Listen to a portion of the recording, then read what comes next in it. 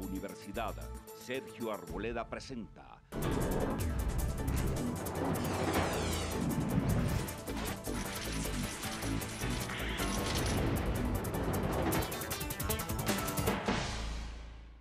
Bienvenidos. A medida que se acerca el momento crucial en las votaciones en la Comisión Primera de la Cámara del proyecto llamado de equilibrio de poderes, hay tensiones. Los colombianos oímos todos los días unas grandes gazaperas y unos debates y unas cartas que mandan las Cortes y manda el fiscal y contestan los unos, y se reúne Roy Barreras con Claudia López y sacan unos comunicados. ¿Qué le pasa a los colombianos con ese proyecto de equilibrio de poderes? Dos invitados de primera línea. Me da mucho gusto presentar al doctor Samuel Hoyos, representante a la Cámara de la Comisión Primera. Bienvenido, doctor Hoyos. Doctor Juan, un gusto estar acá. Muchas gracias por la invitación. A su comisión llega el proyecto. O sea, usted es uno de los colombianos que va a tener que votar en ese proyecto. Bueno, pediremos que el proyecto se hunda, pero pues seguramente la planadora de la Unidad Nacional lo sacará adelante. Iba a decir el partido del doctor Samuel Hoyos, pero ha quedado claro cuál es el partido del doctor Samuel Hoyos, representante por Bogotá del Centro Democrático. Así es. Me da mucho gusto presentar al doctor Rafael Nieto, quien fue viceministro de Justicia, analista, profesional muy reconocido y además uno de los columnistas más leídos en Colombia, columnista estrella del diario El Colombiano del país, el columnista más leído en El Colombiano. Bienvenido, doctor Nieto. Muchas gracias, doctor Juan, por la invitación. ¿Usted ve desde la barrera estos toros? Bueno, las veo no desde el Congreso, sino desde el análisis político y desde la columna de opinión, y eso me da unas libertades que probablemente no tenga el doctor Hoyos para opinar. Ya veremos. ¿Le mejora la vida a los colombianos, doctor Hoyos, este proyecto? Yo no creo. Yo creo que el proyecto es malo. Han creado una expectativa en los colombianos alrededor de esto, pero no mejora el acceso a la justicia, no hace que haya realmente un equilibrio entre las ramas del poder público, porque sigue habiendo te elijo, me eliges, te controlo, me controlas. Pues tiene unos cambios que no son verdaderamente sustanciales para la vida del país, como anular la reelección, hacer la lista cremallera, aumentar los requisitos para ser magistrado. Tiene algunas cosas que son rescatables, pero esto no es ninguna solución a los problemas que tiene el país en materia de justicia y en materia política. Doctor Nieto. Coincido en que no es la panacea, ni mucho menos, ni es la solución ni el remedio para el grueso de los problemas de carácter institucional que tenemos hoy en el país. En eso coincido plenamente. Pero le encuentro al menos un valor, y creo que es un valor que uno tendría que rescatar, y es que acaba con la reelección, incluyendo la reelección del presidente. Yo reconocer que fui un impulsor del cambio constitucional que permitió la reelección inmediata del presidente de la República, así como también advertí desde el principio que no me gustaba la segunda reelección. Pero me parece que el tiempo ha demostrado que al final la reelección inmediata sí termina alterando de manera sustantiva el sistema de frenos, pesos y contrapesos y el balance entre las distintas ramas del poder público, y que en un régimen presidencialista como el nuestro, donde los sistemas de control son claramente insuficientes, débiles y frágiles, y donde los medios de comunicación, como ha quedado demostrado en este cuatrenio, pueden ser fácilmente cooptados desde el Palacio de Nariño a través de la mermelada, la idea de que el presidente se pueda reelegir de forma inmediata genera un desequilibrio terrible que hace realmente imposible la competencia democrática para aquellos que no están en el Palacio de Nariño, y genera un desequilibrio a favor del presidente que se hace insuperable, con unos costos terribles para el país. De acuerdo con que se elimine la reelección presidencial. ¿Y qué opina frente a que se elimine la reelección del procurador, del contralor? Me parece que en nada afecta esas suspensiones. Es lógico en el sistema de eliminar la reelección presidencial, y no le hace daño a la democracia que no haya elección subsiguiente por parte de contralores y procuradores. Me gusta la idea de que no haya reelección. Este no es un país maduro como para tener una reelección inmediata. No somos capaces de soportar el poder presidencial, y que desde el poder presidencial se haga de todo, como se hizo por parte de Santos para la reelección. La mermelada es imposible de parar. Usted sabe, doctor Juan, que en la primera vuelta el candidato del Centro Democrático, Oscar Iván Zuluaga, ganó con amplia ventaja al presidente Santos, y en la segunda vuelta, y a través de una mermelada muy bien administrada, le dieron la vuelta al resultado. Eso me parece que es muy negativo para el país, sea cual sea el presidente de la República, y eso hay que evitarlo.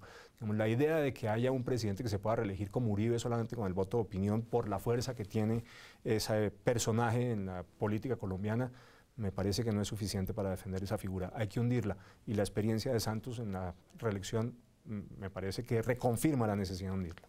Doctor Hoyos. Sí, lástima que el presidente Santos y la Unidad Nacional se hayan dado cuenta que la reelección es mala una vez se reeligió Santos. Seguramente fue eso lo que les hizo darse cuenta de eso. Pero vea, es un problema de culpa, es decir, se sientan y miran y dicen, exacto, ¿cómo reelegimos a este caballero? Definitivamente. Pero yo creo que la reelección no es un instrumento malo per se. En Estados Unidos existe la reelección y es una de las democracias, digamos, ejemplares de nuestro continente. Entonces, el instrumento no es malo en sí mismo. Es malo cuando el diseño institucional del país, digamos, cuando es una figura exógena al diseño institucional del país, y creo que en eso tiene razón el doctor Nieto, y fue lo que nos pasó en Colombia. Entonces, es un debate que hay que dar. Si hay reelección, hay que ajustar las instituciones para la reelección, y si no, pues hay que acabarla. Pero es un debate que se tiene que dar y no podemos decir que es mala per se. Si un mandatario hace una buena tarea, una buena labor, cuenta con el apoyo popular, como fue el caso de Álvaro Uribe Vélez, pues yo creo que eso fue bueno para Colombia. Ahora, cuando se utilizan los recursos públicos, los dineros del Estado, de los contribuyentes, para comprar votos, para darle plata a los congresistas, a los alcaldes, a los gobernadores, para apoyar la reelección de un presidente, como aparentemente puede haber sido el caso de Juan Manuel Santos, eso es muy grave. Y eso pues no lo podemos permitir, y en ese entendido yo también estoy de acuerdo con lo dicho. Nos iba a acompañar el doctor Carlos Fernando Galán. Por una circunstancia sobreviniente no está aquí con nosotros, estará en el programa de mañana. Lista cremallera. Le pregunta uno a la gente en la calle, ¿usted sabe qué es lo de la lista cremallera? Y la gente no tiene ni idea qué es la tal lista cremallera. La lista cremallera es que se volvería obligatorio que los partidos inscriban las listas un hombre, una mujer, un hombre, una mujer. Se llama cremallera, como me imagino los broches, los cierres de la cremallera. ¿Le gusta la lista cremallera, doctor Nieto? No me gustan dos cosas. No me gusta que necesariamente las listas tengan que ser cerradas. Yo creo que los partidos deberían poder escoger si las listas son abiertas o cerradas. El Centro Democrático tiene listas cerradas, pero hay otros que prefieren la lista abierta. ¿Y le parece válido que tengan la opción? Evidentemente, me parece que es democrático que haya opción en un sentido o en otro. Y por supuesto, me gusta menos la idea de que en la lista cerrada haya que intercalar necesariamente hombres y mujeres, como si el final lo que fuera sustantivo es el género y no en cambio las calidades y características de los candidatos sean ellos hombres o mujeres. Me parece una decisión desafortunada y, si usted me permite a mí, populista.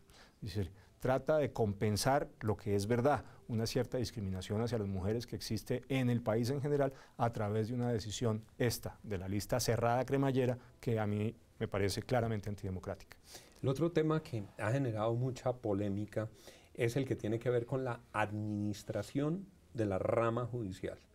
Si hay una gerencia de la justicia, cómo se manejan sus recursos, cómo se hace para que la justicia sea eficiente, y se ha planteado la supresión del Consejo Superior de la Judicatura. ¿En qué va eso y cuál es su opinión, doctor Hoyos? Pues yo creo que definitivamente es verdad que el Consejo Superior de la Judicatura no ha funcionado en Colombia. Es una institución que tiene más de 400 empleados, que es pesada burocráticamente, que es costosa y no ha mostrado administrar la rama de manera adecuada. Entonces yo creo que es oportuno acabarlo. Ahora, hay que ver si no estamos creando otra institución que se puede prestar también para que un funcionario, un gerente de la rama, tenga un poder muy amplio a la hora de administrar la justicia en Colombia. A mí en estos casos me gustan los órganos colegiados para que no haya excesos en la toma de decisiones y que haya representación de los sindicatos, de los funcionarios de carrera, de las facultades de derecho, de los abogados, y que tenga una composición, digamos, pluralista y que represente a los diferentes sectores. Entonces, comparto la postura de acabarlo, pero tenemos que ver con cuidado qué es lo que vamos a crear. Doctor Nieto, a uno le entra la angustia cuando oye lo que se hace, lo que se pone, lo que se quita todos los días, ponen una cosa, modifican otra, que sea esa vieja consigna de que todo cambie para que todo siga igual. Lampedusa, ¿no? Por supuesto. El gato pardo. El gato pardo. Sí. Yo creo que es posible que eso ocurra. Digamos, es perfectamente posible que eso ocurra. El proyecto no resuelve problemas de fondo, de diseño institucional de la Constitución del 91 y de cambios posteriores en el diseño institucional que se hicieron con la mejor buena fe, pero que no necesariamente funcionaron a la hora del ejercicio práctico.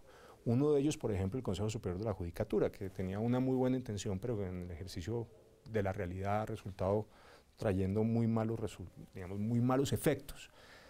Pero si usted me pregunta en este momento, Juan, ¿qué es lo que me parece más relevante en la discusión? Lo que me parece más relevante en la discusión es la confrontación abierta entre el Comité Interinstitucional de la Rama Judicial, compuesto por los presidentes de las altas cortes, de la Corte Suprema, el Consejo de Estado y el Consejo Superior de la Judicatura, más el fiscal con el Congreso de la República. A mí me parece que eso sí está generando una brecha muy preocupante. Confrontación, léase, batalla campal. Ah, no, bueno. Abierta, explícita, esas que atenta contra el características no lo habíamos visto. De las ramas del poder público, además. Y además uno tendría que decir que en este tema en particular tiene razón el Congreso, es decir, ha sido muy desafortunada la posición del Comité Interinstitucional, que sostiene varias cosas, entre otras, que el Congreso no tiene facultades, a su juicio, para hacer las reformas a la rama judicial que pretende hacer a través del proyecto. Y yo coincido con ustedes, si no es el quién, pero además que es contradictoria. ¿Por qué es contradictorio? Porque están pretendiendo en realidad, estos presidentes de las Cortes y el fiscal, que se mantenga la famosa comisión de acusaciones como el órgano para hacer las evaluaciones de las conductas de ellos, de los magistrados. Pero, es decir, comisión de acusaciones que es del Congreso. Eso les parece muy bien, pero el Congreso en general, para hacer las modificaciones a la reforma, eso sí le parece que no es adecuado y que no tiene legitimidad. Sí, pero para quitar los beneficios eso no tiene ningún sentido. Eso es inaceptable, digamos, desde todo punto de vista y además con unas consecuencias adicionales. Es un socavamiento del sistema institucional de una enorme gravedad. Con un problema adicional, ahí ya no me atrevo a decir que de toda la comisión, pero por lo menos del fiscal, que propone una asamblea constituyente donde el tema de fondo en realidad no es la reforma a la justicia, ni siquiera la búsqueda de la reforma al equilibrio de poderes, sino buscarle una participación a las FARC. Eso me pareció a mí francamente escandaloso. Esa entrevista que da Yamid Amat en El Tiempo, el fiscal, es de coger con pinzas y además de morirse la vergüenza. Ya hablaremos sobre las FARC, el proceso de paz, después de estos mensajes. Sigan con nosotros.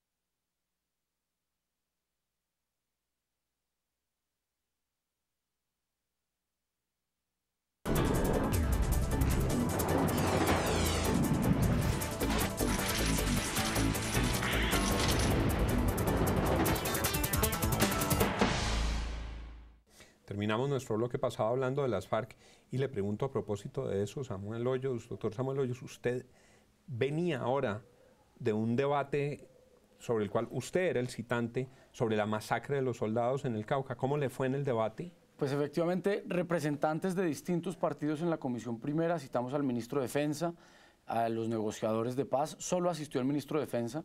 el doctor de la calle pues tiene mucho tiempo para hablar con las FARC en Cuba, pero no tiene tiempo para hablar con los colombianos en el Congreso de la República. ¿No fue el doctor de la calle? No fue y su excusa era que estaba en una universidad dando una charla, pero es que él tiene la obligación de asistir al Congreso.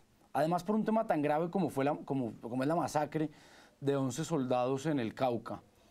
Y no nos explicamos, pues, ¿por qué no le da explicaciones al país al respecto? Eso es muy grave que... Es habitual que este gobierno rehuya los debates del Congreso. Lo habíamos hablado aquí en un programa anterior. ¿Y entonces qué pasó? ¿Lo van a aplazar? Se aplazó el debate. Hay que decir que el ministro de Defensa asistió cumplidamente, como es su obligación, pero pues lo aplazamos y esperamos contar con la presencia de ellos en la Comisión Primera. ¿Qué percepción tiene usted, doctor Nieto, de lo que ha sucedido en las últimas horas, digamos? La confirmación de que estuvieron reunidos en La Habana Timochenko y Gavino. Una vez se confirma, ya lo sabe todo el país, sale el presidente de la República y dice yo lo autoricé, se presenta el balance de la ronda. ¿Qué está pasando en Cuba desde su perspectiva? Yo haría varios comentarios. El primero, en relación con la autorización del encuentro entre Gavino y Timochenko, uno lo primero que tendría que hacer es preguntarse cuándo dio esa autorización. ¿La dio antes o después de la masacre del Cauca? ¿Antes o después de que nos enteramos que los señores del ELN colgaron la pierna del cabo Ávila en las rejas de un colegio? Es decir, antes de que supiéramos que habían cometido un conjunto de conductas claramente contrarias a la búsqueda de la paz. ¿Lo hizo en ese momento previo o lo hizo después? Lo que significa que para el gobierno y para el presidente ese tipo de conductas de las FARC y el ELN no merecen ningún tipo de sanción y seguirá promoviendo este tipo de encuentros. Esa es la primera reflexión. La segunda es que el gobierno definitivamente ha decidido bajarse los pantalones de manera descarada frente a las pretensiones de los grupos guerrilleros. Suspende los bombardeos, suspende las extradiciones de los guerrilleros vinculados con el narcotráfico, suspende las fumigaciones de los narcocultivos, que son una fuente fundamental de ingresos de los grupos guerrilleros, solicita al gobierno de los Estados Unidos que el señor Simón Trinidad venga a no sabemos qué y salga de las cárceles norteamericanas. Bueno, lo confirma, el gobierno lo había negado. Y lo confirmó Sergio Jaramillo. Y lo confirmó en una entrevista en inglés ante la BBC de Sergio Jaramillo. Porque pasa habitualmente, es decir, este gobierno dice mentiras, dice que no y después nos enteramos que sí. Como pasó, por ejemplo, con el famoso referendo habilitante, que han dicho que no, y en realidad estaban buscando un referendo habilitante para el presidente. Pero digo, un hecho más, piden el regreso del señor Trinidad a Colombia y ahora facilita un nuevo encuentro entre Timochenko y Gavino, no sabemos para qué. ¿A cambio de qué? ¿En qué circunstancias? En las circunstancias en las cuales el ELN pone una mina en un jardín infantil y termina generándoles unas amputaciones a un cabo del ejército, y en las circunstancias en las que apenas hace 3 semanas las FARC violan su propia tregua y asesinan a 11 militares en el Cauca. Y uno se pregunta, ¿y esto es el avance que queremos? Es decir, un ejercicio en el cual sistemáticamente el gobierno lo que hace es facilitarle el fortalecimiento de las finanzas y la actividad criminal a los grupos guerrilleros a cambio de nada. El gobierno finalmente tiene que tomar una decisión de encarar el diálogo de una forma distinta, porque así como vamos muy mal. Doctor Hoyos, en ese listado que hace el doctor Nieto hay un tema que se ha convertido también en motivo de polémica nacional. Glifosato, las fumigaciones, el pulso procurador, ministro de Salud, lo que puede ocurrir con esa comisión sobre la política de estupefacientes. ¿Cuál es su opinión? Pues vea, doctor Juan, eso es como la existencia de Dios. Hay 1 millón de estudios que la comprueban y otro 1 millón de estudios que dicen que no existe. Con el glifosato pasa lo mismo. Hay muchos estudios que dicen que da cáncer y hay otros que dicen que no. Yo no entiendo por qué el ministro de Salud dice que es malo para fumigar cultivos ilícitos, pero se mantiene para fumigar el arroz en el Tolima o la caña de azúcar en el Valle. Entonces, ¿es malo o no es malo? Segundo, ¿qué alternativa? Y se usa para en los separadores de las vías en las principales ciudades del país, se usa en los lotes desocupados urbanos. Claro, entonces... En concentraciones distintas. Sí, o es malo o no es malo, pero no puede ser malo para unas cosas, no puede ser que la cocaína con glifosato es mala para la salud, pero el arroz con glifosato es bueno. Entonces, yo complementaría eso, doctor Hoyos, con algunas cosas. aclarando que no es verdad que existan múltiples estudios que digan que el glifosato es cancerígeno. De hecho, este es el primero que lo dice. Bueno. Antes no. En cambio, hay centenares que dicen que es que no es nocivo. Bueno, apareció este último que lo publica una revista científica muy importante, Lancet Oncology, pero aparece también uno que han revelado en estos días que parece que era de hace muchos años que habían hecho algunos científicos en Colombia. Sí, pero vea, si me permite, más allá del estudio o si el glifosato es bueno o malo, ¿cuál es la alternativa del gobierno para los cultivos ilícitos? Mientras el narcotráfico sea ilegal, sea prohibido, pues hay que combatirlo y un mecanismo eficiente es la fumigación. Según los Estados Unidos, los cultivos de coca han aumentado en un 39% en los últimos años. Entonces, si es prohibido, hay que combatirlo. Y si no, pues legalicémoslo. Pero es más malo para el medio ambiente la tala de bosques tropicales, la tala de selvas. Y para la salud humana, las minas antipersona que están alrededor de los cultivos, en los caminos veredales, alrededor de las escuelas, la financiación de la violencia de estos grupos guerrilleros a través del narcotráfico. Entonces, pues esto es como una lucha contra el cáncer, ahí sí. Puede que se le caiga a uno el pelo con la quimioterapia, pero pues está luchando contra un mal mayor que es un cáncer, en el entendido en que sí sea malo el glifosato. Pero hay muchos estudios que dicen que no. Cuando empezó el Plan Colombia, venían funcionarios de Estados Unidos que se rociaban con glifosato para demostrar que esto no era nocivo para la salud. Entonces, hasta que no sepamos realmente si lo es o no, pues yo creo que el gobierno no puede tomar esa decisión a la ligera de suspender la fumigación. Doctor Nieto, yo lo interrumpí. Tiene usted la palabra. Vale la pena hacer varias precisiones, Juan. La primera precisión, el estudio de la Agencia para Estudios contra el Cáncer no dice que el glifosato sea cancerígeno. Dice que es posible que lo sea. Como el café. Y la expresión es posible. Como está en una lista que se llama la 2A y usted revisa esa lista y, por ejemplo, hay otras cosas que son esa posibles. Lista? Por ejemplo, la actividad de los peluqueros está en la lista, porque aparentemente los químicos que usan para teñir el pelo y esas cosas que les hacen a las mujeres pueden eventualmente ser cancerígenos. Soplar vidrio, lo que es un arte en Venecia, puede ser cancerígeno. Esto es posible que sea cancerígeno, no dice que lo sea, para generar un cáncer que se llama el linfoma de No-Hodgkins. Solamente eso. No habla de aspersiones y fumigaciones en ningún momento, habla del glifosato en particular. En Colombia solamente el 9.52% del glifosato que se usa para las aspersiones. Es decir, el 90.48% del glifosato se usa para la jardinería y para actividades de agricultura comercial ilícita. Si el gobierno lo que pretende es por principio de precaución, si pretende por principio de precaución suspender el uso del glifosato, tendría que suspenderlo en todas las actividades. Y hoy hay más de 15 productos en el mercado colombiano que tienen el glifosato como molécula fundamental, porque es el herbicida más eficiente que existe. Tiene más de 40 años en el mercado. La patente de Monsanto, que fue quien se inventó la molécula del glifosato hoy, venció. Así que hay innumerables marcas de distintas 55 marcas en el mercado colombiano que hacen 55 que usan el glifosato. Yo sabía de 15, no de 55, pero igual no importa.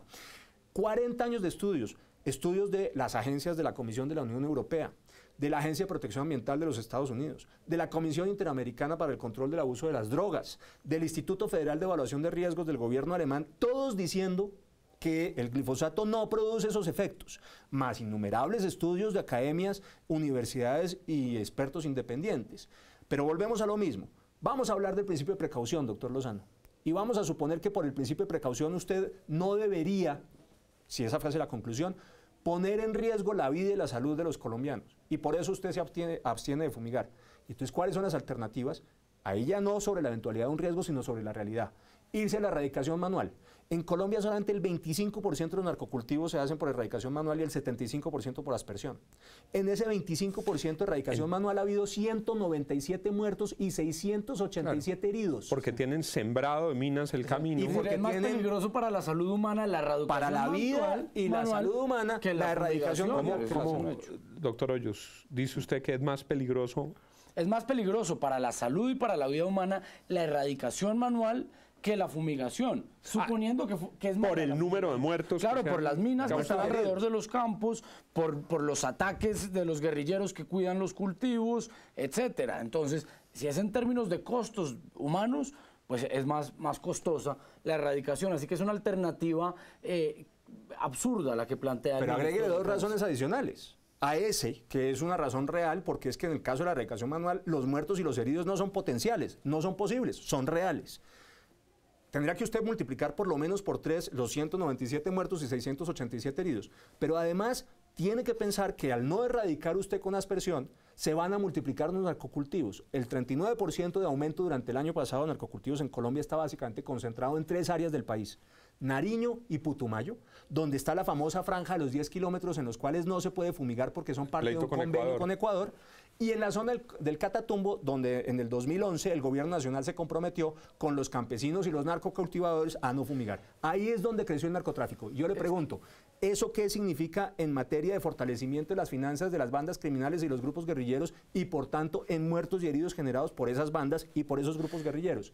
Y el último argumento, para sumarlo, si usted tiene como va a tener un disparo adicional en el número de narcocultivos, va a tener también mayor producción de coca y mayor producción de cocaína.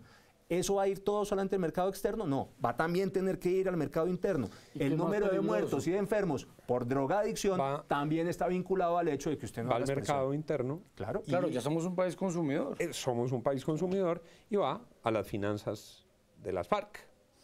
Deplorablemente se nos acaba el tiempo, nos indican los productores.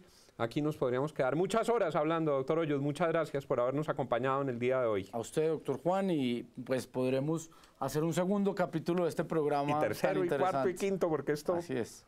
Deplorablemente va para largo en estos temas tan amargos. Doctor Nieto, muchas gracias por habernos acompañado. Muchas gracias por la invitación. Y a ustedes, muchas gracias por haber estado con nosotros en nuestro programa de hoy. La Universidad Sergio Arboleda presentó